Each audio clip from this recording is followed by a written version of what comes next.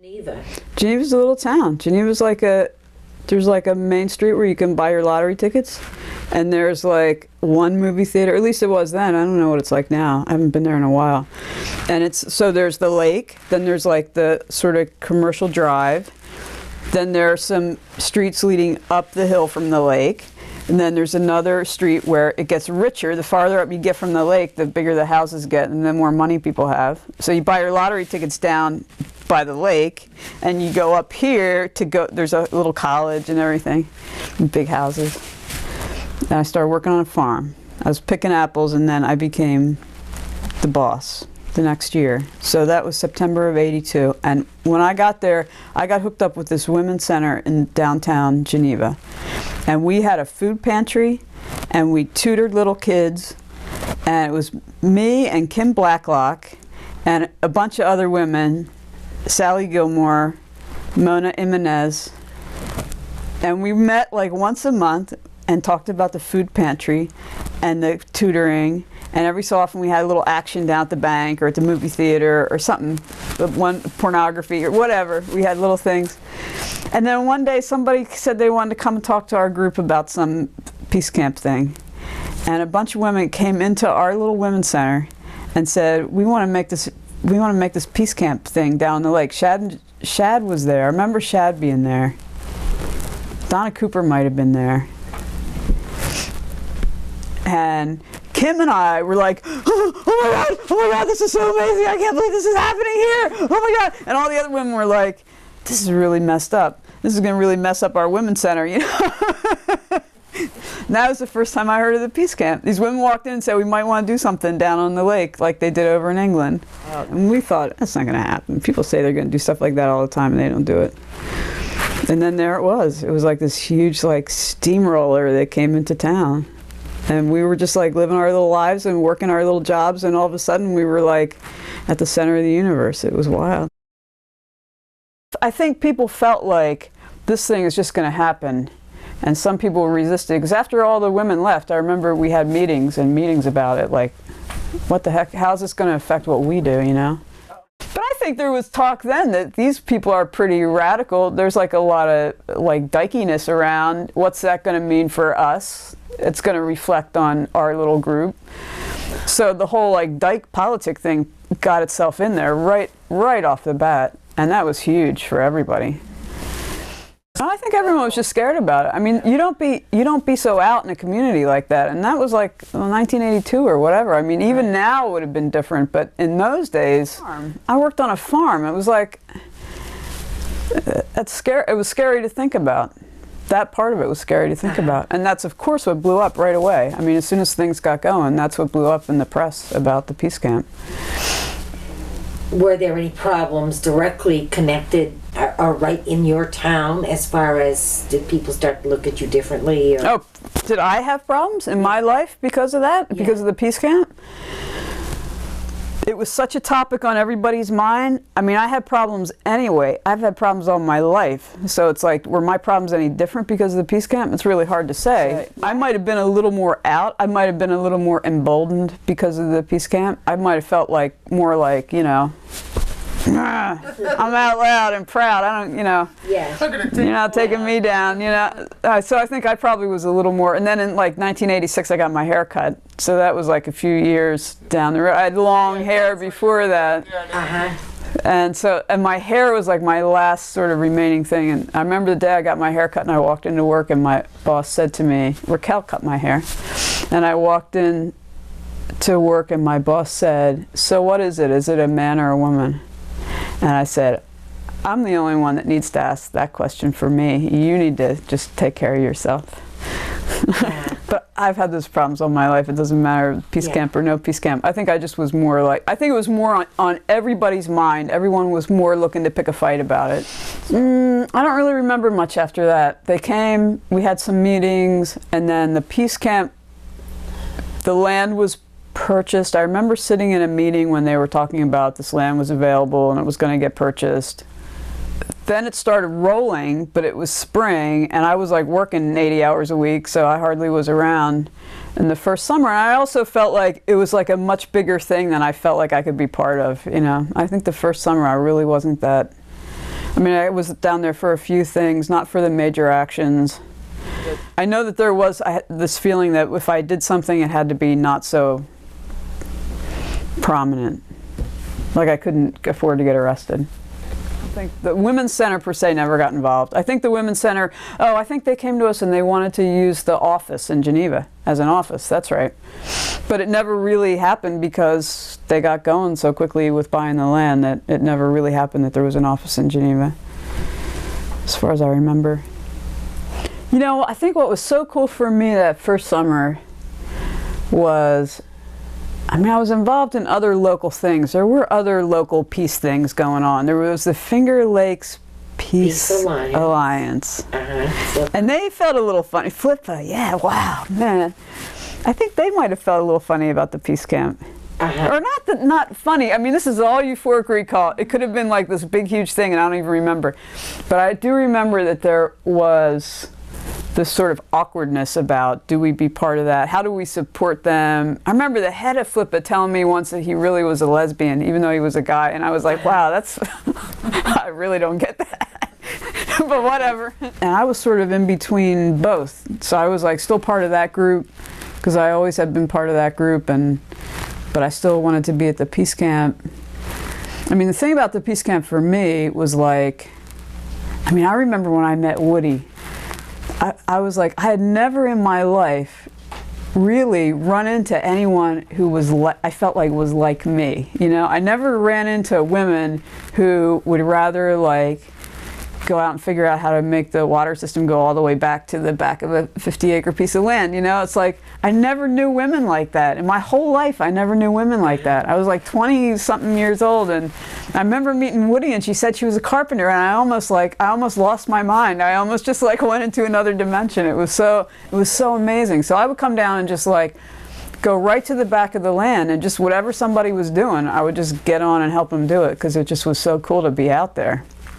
It was awesome. And then I would go back, and then I'd be on the farm, and then I'd have like all the farm stuff to deal with. I mean, it was weird enough for them that I was a woman and I was the boss, and everybody had issues about that. And, you know, how can you drive a tractor if you don't have a dick? You know, it's like all this stuff constantly in my life, constantly, even today. I mean, it goes on today. And then to be at the peace camp and not have any of that, be there, was just like, it was the most amazing thing for me. I don't know. I hadn't done anything like that before. I mean, I was involved in some other political things, but I'd never done anything like that before. Yeah. And I didn't really do meetings much either until later on, but until I couldn't be avoided in '84 when there was so few of us living there. You couldn't really be avoided. But I do remember before the meeting going with Thundercloud. We used to take my truck. We used to go to the dump on Saturday morning before the meeting, and we'd have like a 12-pack of old Milwaukees in the truck, and we'd drive to the dump and crack a few. And yes. But the first summer, you know, I've been thinking about since you guys called me, and the first summer was more about, I felt more like I was sort of, in a very quiet way, I was like a little tiny bridge in between the peace camp and the community around there, and that was the big deal about that first summer for me, was being there as a member of the community and being part of the peace camp also. I understood from those meetings in Geneva that this thing was going to be set up and that it wasn't going anywhere.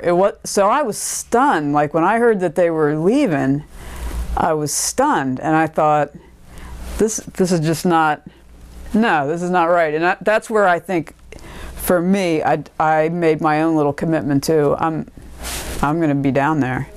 The base wasn't leaving. The Greenham Common women weren't leaving. I felt like this ain't right. I'm going down there. But I felt like now is where I really have something to contribute, because I'm not like a big splash person. I'm a like figure out how to get the cleaning brush out of the chimney in the middle of a chimney fire in the middle of a snowstorm while you're standing on a little freaking wooden chair. No, I'm trying to think, because I remember I started going to regional meetings, and I don't remember why. I guess I was, because I'm not a meeting person, but I think I did have this feeling of this is not this is weird that they're going to leave. They can't just leave. Because I think part of the thing in Geneva amongst the people I knew there was like all these people from outside. I mean, that was obvious. All these people from outside coming in, making a big deal. They'll never stick around. And in the beginning, the people were saying, yes, we are sticking around. We're staying. You know, we're staying as long as the base is here. Where for some reason everybody believed that. And then I was like, look, of course they're leaving. You know, they come, they make a huge mess. Here we are, you know. The community's all in turmoil and everything's a mess, and now they're just going to walk away. So what was the difference between the first summer and the second summer for you? I was there way, way more. And why were you there more? It was less of a big media deal, I think. It was more of just to like get down and roll your sleeves up, and that's way more where I would end up. I didn't feel I needed to keep as low a profile, though I still felt I needed to not get arrested. It just felt better. You could just go there and be there and not feel like you were on the spot. Yeah, we got together after a regional meeting one night. And I remember the first night I spent with her, we, you know, supposedly went to sleep together, and then I woke up in the middle of the night and she was gone, and I could hear the little IBM Selecta type going on because there had just been a meeting and she was typing the minutes. It was like, wow, that's Andrea, wow. I worked for the organic farmer in Trumansburg. I quit my job in spring of '85, and then started working for them in July. And then I went back to my job on the farm in '86. So for that period of the summer of '85, I was really, really there, and I was working in Trumansburg. Because I remember getting up at the peace camp, making my lunch in the kitchen, going to work all day, coming home, being at the peace camp. I was probably the only one that's ever lived there and held down a full-time job. It wasn't about doing the actions for me. It was about just living there among people who were like me, you know? I would never have imagined that was going to happen there, that I would ever like have this place where I didn't feel like I always had to fight. Just being who I was and doing the things I like to do. That's what it was about for me. And it was about all the work too. I mean, certainly it was about that, but in the end, looking back over 20 years, it was more about the fact that, I mean, it changed my life in that for the first time in my life, I felt like there were people like me around.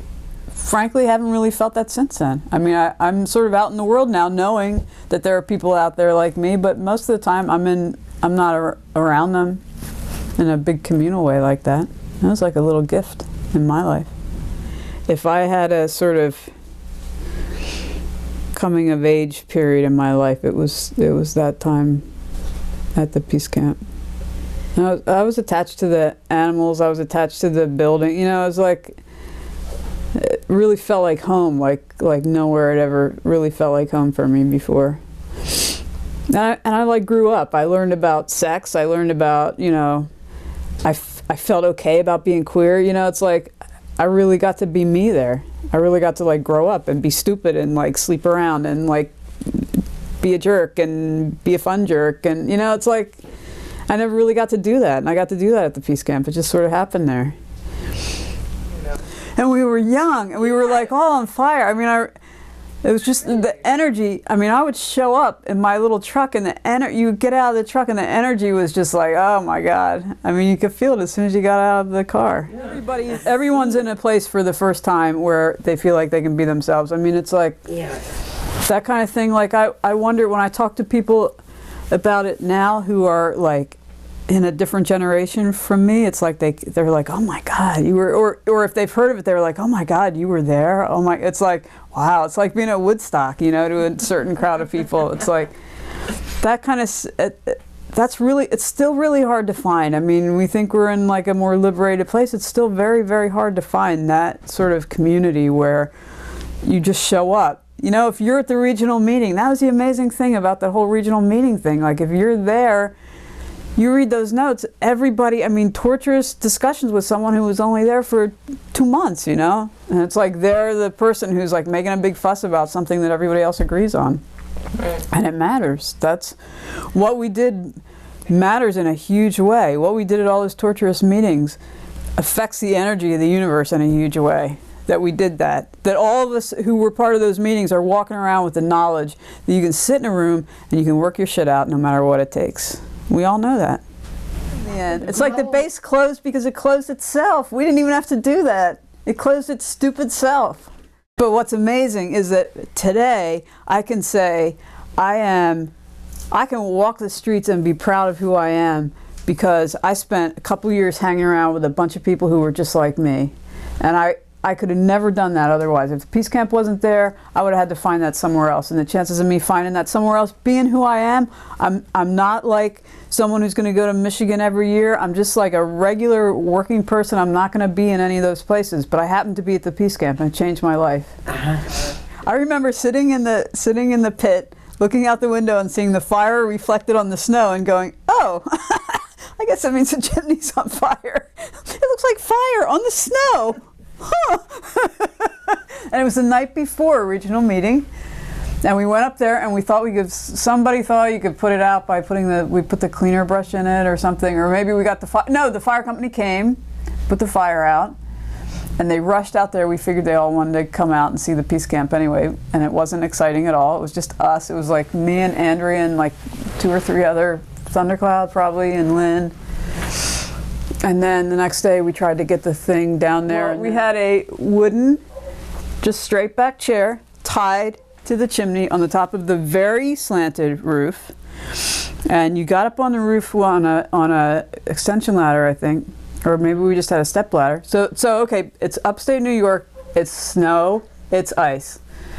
You get up there, you just got your like regular clothes on. You don't have like special high-tech climbing clothes or whatever. You get up on the roof, you stand on the chair that only has 2 legs on the roof that's tied to the chimney, and you try to force this like cleaning brush, steel cleaning brush, down into the chimney, and for some reason it never really worked properly. I don't think we had the right brush. Somebody had to be on the other end catching the rope. Yeah. Catching the rope and pulling down. And pulling it down. And it never actually, we always got it stuck. And you had to be tall enough, because even that chair. And none of us were tall enough. I'm not tall. She's not tall. Not tall. None of us were really tall enough. So that you were like right. Trying. And so like remember at this time while you're doing it, the wind is probably gusting at 40 miles an hour and it's probably about 10 degrees. So and the women are coming for the meeting, so you're trying to get the house in shape so they don't think you're just slacking while you're living there, and they're paying your stipend or whatever. That's how it was. Stipends? Were there at that point? I don't think there were stipends then. I know I never got a dime stipend. It was the forever struggle, at least during that period of time. So thank God there were us who were willing to live there and deal with the chimney fires and peeing in the buckets or whatever. And thank God there were women who had jobs and lives outside the land and who could come and be supportive and help on the outside way, because we could never keep that place going and do all the other stuff. My point of view is that, I mean, looking back, it's easy to see like where everyone was just like in the perfect spot and they were great. But I know at the time there was this feeling that we could never do things right on the land. The dishes were never done. The pipes always froze. Why are the pipes freezing? You know they're going to freeze. Well, we just never quite had the infrastructure down. The house was old. It wasn't very efficient to heat it from one wood stove in the pit room. It didn't work. It needed to have the oil burner needed to be serviced, or it needed to get some more circulation, but it needed a big influx of capital help, and we didn't have that. So we did amazing with what we had. We did amazing. It's amazing that we even survived living in that house. And I think back on it, and I think about it fondly. I think about all of us being in the pit because it was warm there and doing whatever we're doing. But I do remember, here's a vignette. I worked on the organic farm in Trumansburg in the summer of '85. I worked there. I worked a lot of long hours there because we used to drive to New York City to the Green Market and then drive back, and I would sleep in the truck and get up and work all day to get ready for the next trip and eventually make it home to the peace camp. And I remember making it home. I think I'd gone out with the people I worked with, so we'd gone to bars in Ithaca or something. So I came back a little bit in the bag, perhaps half in the bag at least, but whatever. I came back one night and I was a little bit drunk, and some straight older couple had pulled their RV into the parking lot. Do you remember this? Were either of you there for this? The sweet couple, they're lost, and they saw a thing about camping.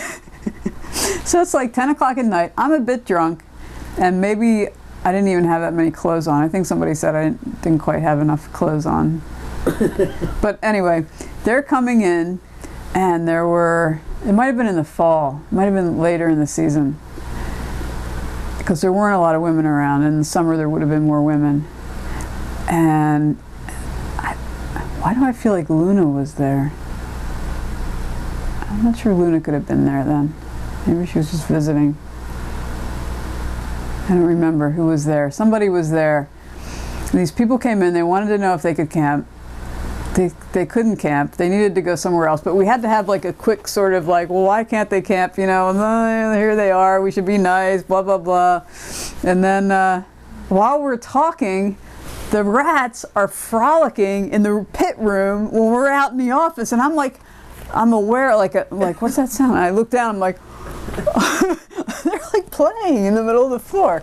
They're like in a little ball and they're running and like they were cats. And so I'm talking to the people and I'm trying to not let them see that there's rats frolicking in the next room. So I'm sort of half blocking the door, but wherever I go, of course, they're looking at me. And I'm a little drunk, so I don't really know. I'm not doing anything very gracefully. I think somebody escorted them someplace. But that's how bad the rats were. They had no fear. I remember walking in the kitchen once. We were eating outside. Must have been in the summer. And there was a rat with its body stretched up into a pot eating rice out of the pot. And I thought, oh, this is like out of control. I never felt like I was someone who would, like when you said, did you sit around the fire singing? And it's like, I am not a sit around the fire singing. I'm just not. I never have been. I mean, I just didn't come up that way. It really changed me being there in that way. That fire walk really changed me. And, you know, no matter, you know, all the talk about who's Lindsay, you know, is she an agent, is, you know, all the talk about Lindsay Comey, it was like, I didn't care who the hell she was, you know? I didn't care who she was. I was at the first one that she did. It was no one had done it there before then. I know it happened a lot after that. And I only ever went to the first one because I felt like that was it for me. But I remember there being there was a healthy circle. It was a healthy, not like 15 or 20 people maybe. There was something about that particular time that I felt like, you know what, I can be in a circle with other people. I can be as much a part of a circle as anybody else. I was never a part of a circle person before that, never. I was mostly scared of everybody and mostly wanted everybody to think, just fuck you, I don't want to have anything to do with you. But that really changed me, that whole firewalk business. I just let myself do it. I just let myself be in it. I think like there were rituals out there before that I felt like here we all were in the circle, but I never really felt like I was part of it. I always felt like I was, even if I was acting like I was part of it, I wasn't really part of it. That was in, it was the end of the apple picking season the year everybody worked for me, because I remember we had one more day and it was the day after we all walked on fire. So some of us were limping and some of us weren't, you know, because for some people got burned and some people didn't. And I didn't. I felt great. I had more, but none of us really slept. That was the thing. It was Lindsay and Robin, and for some reason somebody invited a reporter and a photographer, and it was on the front page of the Syracuse paper the next day. I still have the clipping, which was weird, but it doesn't matter to, even that didn't matter to me, you know. It was like, what mattered was that I believed somebody when they said, we're going to make magic here. We're going to make a circle that's magic. And in it, you don't have to have any fear. You don't have to be afraid of anything. You can walk across hot coals. And that was what she did. And we had like this little sort of she set the whole thing up and said, you know, this is what we'll do first. We'll get in these little groups and we'll talk about this stuff. And then at this hour we'll do this, and at this hour we'll do that. And for whatever reason, I just like trusted and said, I'm gonna do this. And it really changed me. Yeah. You don't know that when it's happening. 20 years later, you can sit here and say, I'm not the same person because I did that. there was something about that that just helped me not be so afraid. Helped me say I can be part of this circle and not have to give up myself or not have to lose anything. It was just sort of a given. It's kind of funny because I mean, when you look at that area, and like at least like my boss, I worked for a big family farm. They were Republicans, they were Catholic, you know, they were like, they were all that. And, you know, if you would have asked them, like in 1979, do you ever think you'll have, first of all, a woman farm foreperson, second of all, a woman who's clearly a lesbian who's actually sleeping with someone else that works on the farm, and that person is involved in some radical feminist nonviolent thing at the Seneca Army Depot, would you ever have that person running your farm? They'd say, you're out of your mind. You know? But by 1984, that was the reality, and it was like, whatever. I mean, because so much had happened in such a short amount of time. It just sort of, it did shift people's like consciousness in a way. I mean, those people will never be the same from it. You know, they probably were never the same after that. And I think like my boss, I actually knew him pretty well. And I mean, we did used to drink together back in the day when I first moved there, and even after that, even when I was at the peace camp, there was a bar we all went to, and he would come and we would get drunk and we would talk about everything in the world, and it just became like a ho-hum thing. It was like, oh, what do you think about so-and-so who's like who works in the packing house? You think she's like you or whatever? He would say, you think he has your thing? Or be like, yeah, maybe she does. I don't know. It's like, oh, I was wondering about her. You know, you probably would have never even thought that before. You know, it would have been like everyone's straight, and they're just, some people are more straight than others. That's all. So I think it probably did. There probably was a because the extreme was out there, the women taking showers in the car wash, because that story was out there, you know, a little old, you know, lesbian shopping at the Turkey Hill Mini Mart is like, who gives a shit, you know? Where before, you know, 5 years before, everyone would be like, oh, look at her, she looks like a guy, you know, or whatever. Excuse me, sir. Oh, I mean, and after that, it's like, as long as you keep your clothes on in the car wash, I don't care. Every community needs a peace camp for a couple of years just to condition their consciousness. That stuff doesn't scare me. Sitting around fires singing, that scares the shit out of me. Being shot at by bows and arrows, whatever. Yeah, the blast at the front door. Yeah, that was. See, I was a good person to be there at that time because that doesn't really bother me. 2x4s through the front. Yeah, plus didn't we have the little tripwire thing in the woods too? Remember that? Yeah, and there were those little explosives on the like head height on the trees. Pyrotechnics. Pyrotechnics, that's right. Yeah. That, I mean, the zapping stuff sort of scared me because I didn't understand what was happening. I didn't know, is this gonna like play with my brain down the road? Well, all I knew was that maybe there was a possibility, but who really knew for sure, because it was hard to pin down, that the military was experimenting with using electromagnetic radiation to disrupt us by making us disoriented and bitchy and angry and making it hard for us to work with each other by using these rays. And I know there were all those groups that met and talked about it, and I always sort of felt like if you ever sort of logged how many hours somebody had spent on the land, probably you and me, Estelle, and Mary Hilton probably. So I still wonder, like, some of the things that have gone on in my life and some of the problems I've had, like, how much did I get affected by that? I wish somehow, and I hold myself responsible, and I just feel like the universe didn't have it happen, but if somehow I had known what was happening out there, I would have bought the land. And I told these guys that. I told Sarah that. If it ever comes to that, I will buy the land. I won't think about it. I will mortgage my house and buy the land. And it broke my heart when I heard what happened. I and it's nobody's fault, and I'm not like angry at anybody, but it broke my heart. My Zen practice is the most important thing that I do, and it's my political work. And that's what I do now as a 46-year-old. When I was 22, I was out there cutting fences with bolt cutters.